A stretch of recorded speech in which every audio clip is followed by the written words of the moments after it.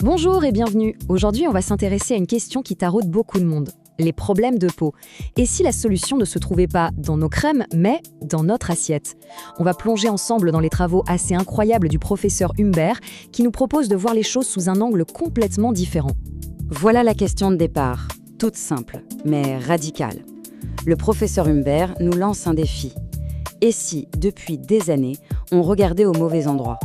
Si on s'acharnait sur la conséquence en ignorant totalement la cause? Franchement, cette analogie est parfaite. Elle est tellement parlante. Quand on y pense, c'est exactement ça. S'attaquer à un problème de peau, ce serait comme essayer de recoller le papier peint sans réparer la fuite d'eau qui vient du toit. On peut le faire, mais ça ne tiendra jamais. Le vrai problème, il est ailleurs, bien plus en profondeur. Alors, si la peau n'est que la victime qui affiche les symptômes, il est temps de mener l'enquête. Et pour trouver le coupable, il faut se rendre sur ce que le professeur Humbert appelle la véritable scène du crime, notre intestin. Et là, on touche à quelque chose de fondamental. Le lien direct, quasi fusionnel, entre notre intestin et notre peau. C'est ce qu'on appelle l'axe intestin-peau. Il faut vraiment s'imaginer une sorte d'autoroute de l'information entre les deux.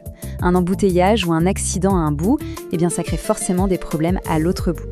Et attention, ce chiffre, il est juste énorme. 80%. Ça veut dire que 8 problèmes de peau sur 10 trouveraient leur origine, non pas sur la peau elle-même, mais bien au cœur de notre système digestif. Quand on réalise ça, ça change absolument toute la perspective, non? Bon, maintenant que notre zone d'enquête est bien délimitée, notre détective, le professeur Humbert, a déjà dans son viseur 2 suspects principaux.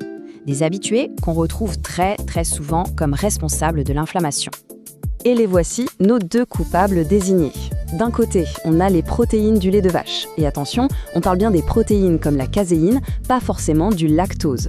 Et de l'autre côté, le gluten moderne, un gluten qui depuis une dizaine d'années est devenu bien plus concentré, plus collant et donc beaucoup plus agressif pour la paroi de notre intestin.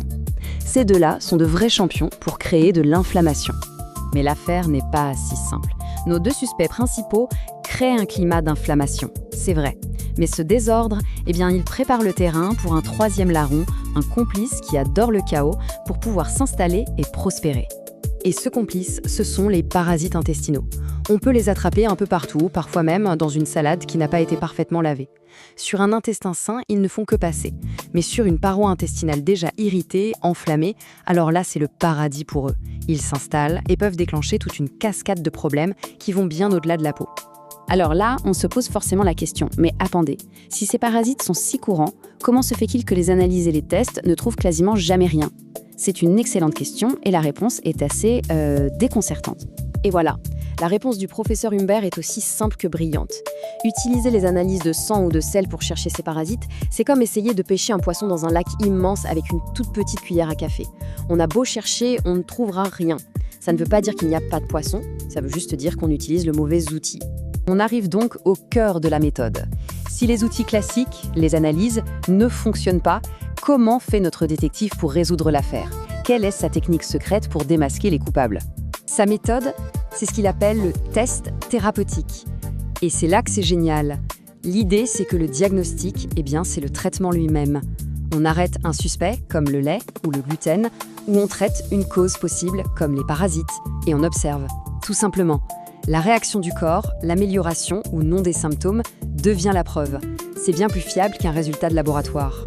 Et toute son approche d'enquêteur se résume en 3 temps forts. D'abord, écouter, vraiment écouter la personne, son histoire, pas seulement son problème de peau. Ensuite, analyser, regarder la situation dans son ensemble comme un détective qui rassemble toutes les pièces du puzzle. Et enfin, traiter pour diagnostiquer. C'est cette fameuse méthode du test thérapeutique. C'est une démarche qui remet l'observation et le bon sens au cœur de tout. En fin de compte, cette enquête nous amène à une réflexion plus personnelle. Elle nous invite à devenir, nous aussi, un peu les détectives de notre propre corps. Au lieu de se précipiter sur un remède pour faire taire un symptôme, peut-être que la première étape, c'est de se demander, au fait, qu'est-ce que mon corps essaye de me dire? La clé est peut-être là, il suffit juste d'apprendre à l'écouter.